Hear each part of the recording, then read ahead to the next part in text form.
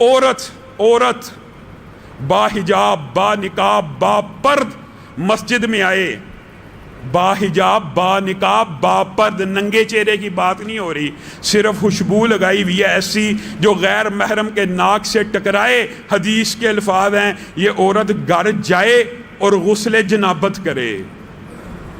کہاں پہ ہے حیا؟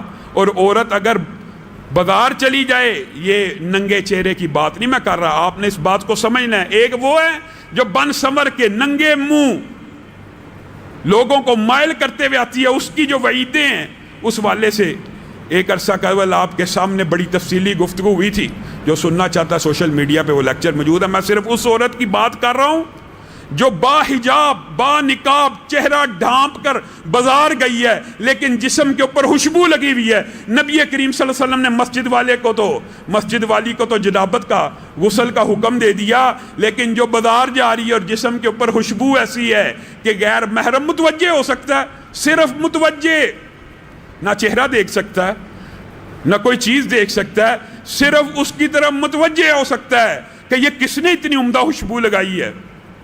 معاذ اللہ، نبی کریم صلی اللہ علیہ وسلم نے کہا فہیہ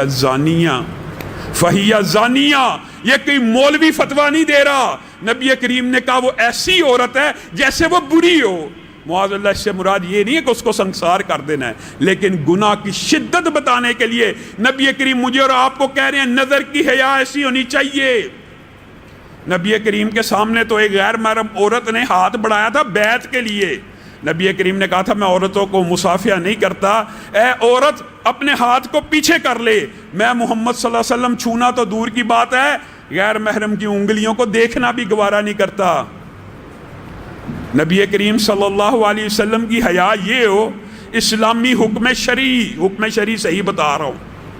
لوگ سمجھتے ہیں مولویوں نے قصے کہانیاں بنائی ہوئی ہیں، اللہ کے قرآن میں عورت گھر میں ٹکے، یہ جی مولوی کہتا ہے۔ ایک کمپنی نے اشتہار بھی معاذ اللہ بنا لیا تھا کہ یہ جملہ نہیں داغ ہے، ایک کمپنی نے یہاں تک ارداز سرائی کی، صحیح شرعی حکم پتہ کیا ہے؟ کوئی غیر محرم حکم شرعی ہے، مولوی کا قول نہیں ہے۔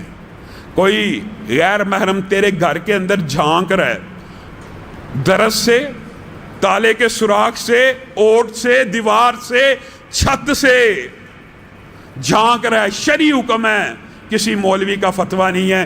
تو اس کی آنکھ کو اگر پھوڑ دے گا تیرے اوپر کوئی قصاص نہیں ہے۔ کیوں؟ وہ غیر محرم تیرے گھر کی پکیزہ طاہرہ حجاب کرنے والی باپردہ نیک اخلاق سے بری ہوئی عورتوں کو بے حجاب دیکھنا چاہتا ہے۔ ہمارے اسکالر کہی جائیں گے جی یہ تو چہرے کا تو پردہ ہی نہیں۔ عجیب و غریب فلسفہ۔ نبی کریم صلی اللہ علیہ وسلم نے کہا جو بندہ منگنی کرنا چاہتا ہے نا، نکاح کرنا چاہتا ہے کسی عورت کے ساتھ، تو وہ عورت کو دیکھ لے، بعد میں نہ کہتا پھرے کہ آنکھ ٹیری تھی وغیرہ وغیرہ۔ کیا دیکھ لے؟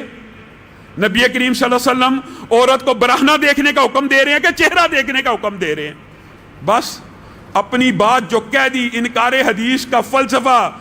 اللہ رب، یہ تو حدیث کی بات آئی نا، نبی کریم نے منگیتر کو دیکھنے کی اجازت دی، قرآن پاک کی آیت ہے، قرآن پاک کی جو عورتیں حیض سے مایوس ہو جائیں، یعنی 60 سال ٹاپ جائیں، 50 سال ٹاپ جائیں، یا جن میں شادی کی رغبت نہ رہے، ان یضعن ثیابہن، وہ اپنے کپڑوں کو اتار دیں۔ ایمانداری سے بتائیے، کوئی دنیا کا ظالم مفسر چاہے جتنا مرضی بڑا منکرین حدیث ہی کیوں نہ ہو، اس کی یہ تشریح کر سکتا ہے کہ وہ عورت اپنے جسم کے کپڑوں کو اتار دے؟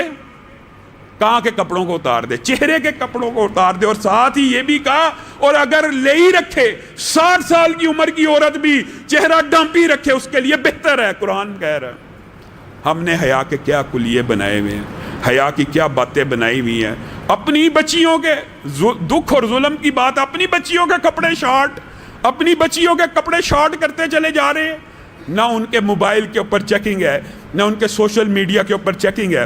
اللہ رب العزت جو کہا گیا جو سنا گیا اس کو سمجھنے کی توفیق عنایت فرمائے۔